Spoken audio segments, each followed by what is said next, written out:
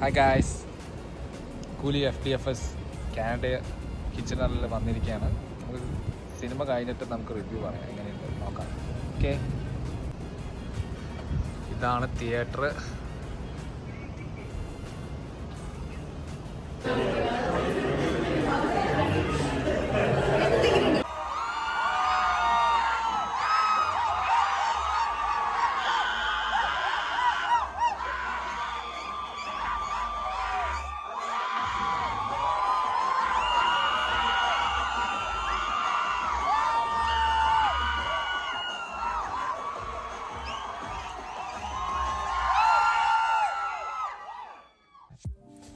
Hi guys, hello. അങ്ങനെ നമ്മൾ കൂലി ഫസ്റ്റ് FDFS കണ്ടു. അപ്പോൾ എങ്ങനെയുണ്ട് നോക്കാം.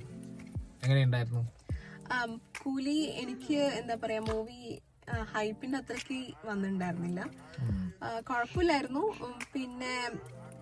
പിന്നെ ഇതില് മെയിനായിട്ട് പറയാനുള്ളത് നമ്മളുടെ ഒരു വിക്രം, ആ ഒരു LC ആണല്ലോ മെയിൻ.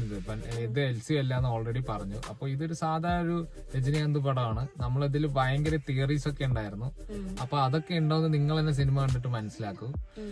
പിന്നെ ഇതിന്റെ ഫസ്റ്റ് ഹാഫ് ആണ് കുറച്ചും കൂടി എൻഗേജിങ് ആയിട്ടുണ്ടായിരുന്നു. കുറച്ച് സസ്പെൻസ് ഒക്കെ ഉണ്ടായിരുന്നു. സെക്കൻഡ് ഹാഫിലേക്ക് വരുമ്പോൾ ഒരു നോർമൽ ജനറിക് രജനീകാന്ത് മൂവി പോലെ ആയി.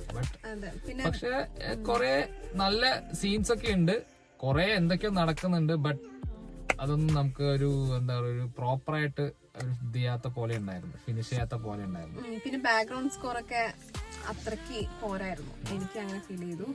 പിന്നെ പവർ ഹൗസ് അവര് കുറെ സ്ഥലത്ത് നല്ലതായിട്ട് യൂസ് ചെയ്യണമായിരുന്നു ആക്ച്വലി, ബട്ട് അത് അവര് പ്രോപ്പറായിട്ട് യൂസ് ചെയ്തിട്ടില്ല. പവർ ഹൗസും നല്ലൊരു സ്കോറായിരുന്നു. അപ്പോ പ്രെറ്റി മച്ച് ഒരു വൺ ടൈം വാച്ച് മൂവി തന്നെയാണ്. നമ്മൾ പ്രതീക്ഷിച്ചത് അത്ര നമുക്ക് എന്തായാലും ഇല്ല എന്നാണ് എനിക്ക് എന്റേത്. ഇനി നിങ്ങളൊക്കെ കണ്ടിട്ട് അഭിപ്രായം പറയൂ. ഇനി നമുക്ക് അടുത്ത വീഡിയോയിൽ കാണാം. ബൈ.